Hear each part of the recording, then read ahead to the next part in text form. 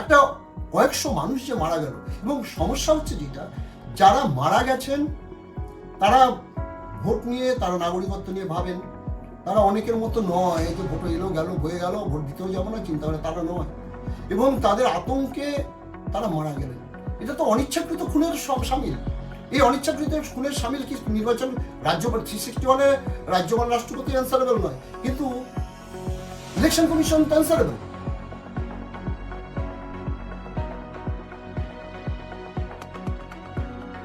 SIR নিয়ে পশ্চিমবঙ্গ বিধানসভা নির্বাচনের ব্যাপারে সুপ্রিম কোর্টের বোধহয় শেষ পর্যন্ত বিশেষ পাওয়ার বা ক্ষমতা প্রয়োগের জায়গায় এসে দাঁড়িয়েছে। সেই ব্যাপারে আমি অ্যাডভোকেট স্বপন কুমার মজুমদার, কলকাতা হাইকোর্ট, কিছু বলছি। সেটা বিশেষ বিশেষ জায়গা, যেই সব ক্ষেত্রে আইনি কাগজপত্র বা অন্যান্য কিছু থেকে এস্টাবলিশ করার জায়গায় অসুবিধা হচ্ছে, অথচ ঘটনাটা এমন যেখানে বিশেষ ক্ষমতার প্রয়োগ করার সুপ্রিম কোর্টের প্রয়োজন আছে, প্রয়োজন করে সুনির্দিষ্ট বিচার। অনেক সময় দেখা যায় এরকম যে যা যা আসছে তাতে করে ঠিক সঠিক বা সত্যটা বোঝা যাচ্ছে, অথচ প্রমাণ করা যাচ্ছে না, অসুবিধা হচ্ছে, অথচ সত্যটা বোঝা যাচ্ছে। সেসব ক্ষেত্রে বিশেষ পাওয়ার বা বিশেষ ক্ষমতা সুপ্রিম কোর্ট ব্যবহার করতে পারে, যেটা সংবিধানের 142 নম্বর অনুচ্ছেদ আছে। এখন এখানে যেটা হচ্ছে পশ্চিমবঙ্গের নির্বাচনে, এসআইআর হতেই পারে, এসআইআর হতে পারে, কিন্তু তার জন্য যেটা সমস্যা হয়ে দাঁড়িয়েছে যে নির্দিষ্ট সময় যতটার জন্য অ্যাডজুডিকেশন হতে গিয়ে বা যতটার জন্য রেকটিফিকেশন করার জন্য, সংশোধনের জন্য যে প্রয়োজন টাইম দরকার ছিল, সেই টাইম না দিয়েই, অথচ 11th আওয়ারে বা শেষ মুহূর্তে এসে ঘোষণা করে বিপুল সংখ্যক লোকের নাম বাদ পড়েছে।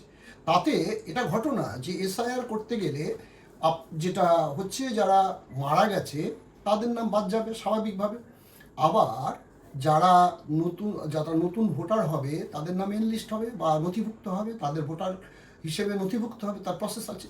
তো এই গোটা প্রসেসটাকে কমপ্লিট করার জন্য একটা নির্দিষ্ট সময় হিসেব রাখতে হবে, তারপরে অ্যাডিশনাল কিছুদিন সময় রাখতে হবে।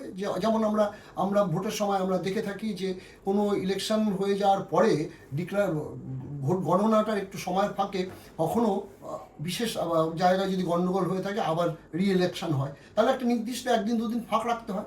তেমনি এক্ষেত্রেও একটা নির্দিষ্ট সময় ফাঁকা রাখা দরকার ছিল, যেটা ইলেকশন কমিশন করেনি। সেটা উদ্দেশ্যপ্রণোদিতভাবেই হোক বা অপরিণামদর্শিতাই হোক বা অদূরদৃষ্টিতাই হোক, যে কারণেই হোক, সেটার জন্য আজকে সাধারণ মানুষ হ্যারাস হচ্ছে। সাধারণ মানুষ যারা সত্যিকারের ভারতবর্ষের নাগরিক, তারা একজনও বঞ্চিত হওয়ার কথা না, অথচ সেই জায়গাতে লক্ষ লক্ষ মানুষ সেই জায়গায় এসে দাঁড়িয়েছে। সেই পরিস্থিতিতে সুপ্রিম কোর্ট বিশেষ পাওয়ার হয়তো প্রয়োগ করতে পারে, যেটা ইঙ্গিত দিচ্ছে। এই বিশেষ পাওয়ারটা হচ্ছে এইটা, যখন দেখা যাচ্ছে যে সমস্ত যা প্রসিডিংস যা চলছে তাতে আইনসম্মতভাবে সিদ্ধান্ত নিতে গেলে হচ্ছে না, অথচ এটা পরিষ্কার হয়ে যাচ্ছে, ব্যাপারটা পরিষ্কার হয়ে যাচ্ছে সুপ্রিম কোর্টের কাছে যে বিচারের ক্ষেত্রে বিশেষ পাওয়ারের বা বিশেষ ক্ষমতার প্রয়োগের প্রয়োজন আছে। তো এক্ষেত্রে সুপ্রিম কোর্টেও সেই পাওয়ার ক্ষমতা প্রয়োগ করে সেই হিসেবে যাতে সুষ্ঠু নির্বাচন হয় সেই ব্যাপারে হতে পারে। এক্ষেত্রে এখন ইলেকশন ঘোষণা হয়ে গেছে, সেই অবস্থাতে নমিনেশন ফর্ম জমা পড়ে গেছে, অথচ যারা ভোটার তারা অ্যাডজুডিকেশন, সাবজুডিস, বিচারাধীন, জুডিশিয়াল অফিসারের কাছে পেন্ডিং, এইসব হয়ে আছে। তাহলে তো নির্বাচনটা তো ঠিক সেই পরিস্থিতির মধ্যে, সেই জায়গার মধ্যে বা সুষ্ঠু নির্বাচনের জায়গা নেই।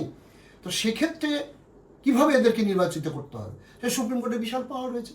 বলে দিল, যা আমি জানি না কি বলবেন সুপ্রিম কোর্ট, যে যাদের নাম যাদের যা আছে সবাই ভোট দিতে পারবে, অথবা বলে দিল যে ভোটটা আমি পেছন করে দিলাম, ইন দি মিন টাইম তদারকি সরকার চালাবে। বিভিন্ন রকম বলতে পারে, কি বলবে সেটা তো উচ্চ আদালত বলবে, তাদের ডিসকাশনই পার অনেক বিজ্ঞ, অনেক মানে একটা সুপ্রিম কোর্টের জাজ হওয়া মানে হাইকোর্টের চিফ জাস্টিস হওয়ার পর প্রমোশন হয়ে তারপর সুপ্রিম কোর্ট অনেক দেখেছেন, অনেক জেনেছেন, অনেক বুঝেছেন, তারপরে তারা সিদ্ধান্ত নেন। আপাত দৃষ্টিতে আমাদের কতটা, সাধারণ মানুষের কতটা বোঝার আছে সেটা না, তারা অনেক বিজ্ঞ লোক। তো সেই হিসেবে আজকে এমন একটা পরিস্থিতির জন্য কে দায়ী হবে? এমন পরিস্থিতির জন্য দায়ী হবে অদূরদর্শিতা। এমন একটা পরিস্থিতির প্রয়োজনের জন্য দাঁড়ানো হবে অপরিণামদর্শিতা। এর জন্য এই সমস্ত ঘটনার জন্য দায়ী হবে যদি উদ্দেশ্যপ্রণোদিতভাবে কিছু করে থাকেন। এটা হয়তো সাধারণত যে লোকই যে অপরাধী করে থাকুক, এটাও একটা ভুল। সেটা যদি করে থাকেন তার ক্ষেত্রে আমরা যেটা ক্রিমিনালে আমরা দেখে থাকি যে একুশ সবসময় কিছু না কিছু ক্লু রেখে আসেন। তো এত হিসেব কষে যে ওরা বেরিয়ে যাবেন ভেবেছিলেন, হয়তো সেটা হচ্ছে না মনে হচ্ছে। এবং আরও যেটা মনে হচ্ছে ধারণা, কারণ আমারও অনেক বছর হাইকোর্ট সুপ্রিম কোর্টে ঘোরা হলো, তাতে করে যেটা দেখতে পাচ্ছি যে কোনো একটা পরিকল্পনা যদি হয়ে থাকে তাহলে তো সেক্ষেত্রে বিচার ব্যবস্থা তো চুপ করে থাকতে পারে না। বিচার ব্যবস্থা নজরে আনলে বিচার ব্যবস্থা তাদের বিজ্ঞতা প্রয়োগ করে তারা একটা সিদ্ধান্ত নিয়ে একটা জায়গায় আসতে পারে। কিন্তু গোটা ব্যাপারটাই একটা অস্থির পরিস্থিতির মধ্যে ফেলে দেওয়ার একমাত্র বোধহয় দায়ী ইলেকশন প্রসেসের জন্য ইলেকশন কমিশন। সুতরাং এখন আমাদের তাকিয়ে থাকতে হবে সাধারণ মানুষ যারা ভোট দিতে পারছেন না, যারা এখনও জানেন না যে তারা ভোটাধিকার প্রয়োগ করতে পারবেন কি না, তারা এখনও জানেন না, তারা বিভিন্ন জায়গায় দৌড়চ্ছে। তারা বিভিন্ন শ্রেণীর মানুষ, সাধারণ খেটে খাওয়া মানুষ, মাঠের কাজ ফেলে সারাদিন মাঠের কাজ করে হয়তো কয়েকশো টাকা পায়, দিন আনতে চলে তাদেরকে দৌড়তে হচ্ছে ওখানে লাইন দিতে। এবং সে একদিন না, তারা সারাদিনে যা রোজগার করে সেই রোজগারের একটা বড় অংশ অটো ভাড়া, টোটো ভাড়া, ট্রেন ভাড়া দিয়ে তাদেরকে যেতে হচ্ছে, বা পায়ে হেঁটে, সাইকেলে, রিক্সা ইত্যাদি যেতে হচ্ছে। এই হেনস্থা করার এখতিয়ার তো নেই একটা সুষ্ঠু নির্বাচনে চালাতে গেলে। যেটা করা উচিত, যেখানে সুপ্রিম কোর্টে ইন্টারফেয়ার করতে হচ্ছে, যেখানে এটা খুব দুর্ভাগ্যের এবং খুব অবাঞ্ছিত একটা ঘটনা ঘটতে চলছে। এবং যেটা সমস্যা হচ্ছে, এই সবাই তো টেনশন নিতে পারে না, সবাই আর্মি নয় যে এক হাত কেটে যাওয়ার পরে যুদ্ধ চালিয়ে যাবে। সাধারণ মানুষ, সিভিলিয়ানরা নরম হয়, তারা অল্পতেই নার্ভাস হয়ে যায়। কত লোক মারা গেল, এর দায় কে নেবে? এই অব্যবস্থার জন্য যে কত লোক মারা গেল, তাহলে তো আমি তো বলতে পারি এটা একটা পেনাল অফেন্স, 304 আইপিসি, অনিচ্ছাকৃত খুন। কারণ হচ্ছে নির্বাচন কমিশনের অদূরদৃষ্টিই হোক আর ইচ্ছাকৃতভাবেই হোক বা পরিকল্পিতভাবেই হোক, যার ফলশ্রুতি হিসেবে অনেক কথা বলছে যে অনেকের হার্ট অ্যাটাক হয়েছে, ওই হয়েছে, সে হয়েছে, সেটার অন্য পুরনো রোগ ছিল, সে ছিল। কিন্তু সবাই তাই নয়। অনেকে হার্ট অ্যাটাকের কারণেই তার নাগরিকত্ব চলে যাবে এই হতাশায়। কারণ সাধারণ যারা মানুষ আছেন, যারা খেটে খাওয়া মানুষ আছেন, তারা অত জটিলতা বোঝেন না। এবং আপনি গ্রামের দিকে গেলে দেখবেন বহু লোকের জন্ম হয়েছে বাড়িতে, তাদের বার্থ সার্টিফিকেট নেই। সিটিজেনশিপ অ্যাক্ট অনুসারে বার্থ সার্টিফিকেট বা যে ক্রাইটেরিয়া বলা আছে সেগুলো তাদের নেই। এটা ঘটনা যে আমরা মামলা করতে গিয়ে দেখেছি যে ভারতীয় বার্থ সার্টিফিকেট ছাড়া কীভাবে বয়স প্রুফ হবে, কীভাবে কী হবে, সেখানে মাধ্যমিকের সার্টিফিকেট, সেখানে পাসপোর্ট, সেখানে আরও অন্যান্য সাপোর্টিং ডকুমেন্ট দিয়েও কিন্তু আমরা ভোট মামলায় আমাদের জন্মটা বা বার্থডেটটাকে এস্টাবলিশ করেছি। তো এত কিছু করার পর আমি আজকে না কবে টিভিতে দেখছিলাম যে তার সমস্ত কাগজপত্র আছে, বয়স্ক মানুষ, তার ভোটে নাম নেই। এই খেসারতটা কে দেবে? আমার তো মনে হচ্ছে যে এটা একটা পেনাল অফেন্স। এখন এইটা যেটা রাজ্যপালের বিরুদ্ধে মামলা করা যায় না, রাষ্ট্রপতির বিরুদ্ধে মামলা করা যায় না 361, সেটা তো কমিশনার এগেন্সটে মামলা করা যায় না, এরকম তো আইন আমি জানি না, নেই। সংবিধান 361-তে যে governor and president R not answerable to any court, এটা বলে দেওয়া আছে।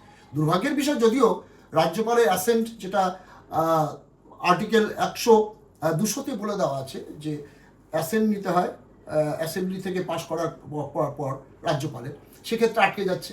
এবং বহু ক্ষেত্রে রাজ্যপাল এরকম করছেন, এবং যে কারণেই হচ্ছে। কিন্তু সেটা অত্যন্ত দুর্ভাগ্যের বিষয় যে সেটা অ্যাসেন্ট করতে গেলে তার যদি কোনো সাজেশন থাকে পাঠিয়ে সেটা বলতে পারেন উনি, সেটা রেকটিফাই হয়ে আসতে পারে। এবং রাজ্যপালের এগেনস্টে সংবিধানে বলে দেওয়া আছে তার এগেনস্টে রাজ্যপাল রাষ্ট্রপতির এগেনস্টে দে আর নট অ্যান্সারেবল।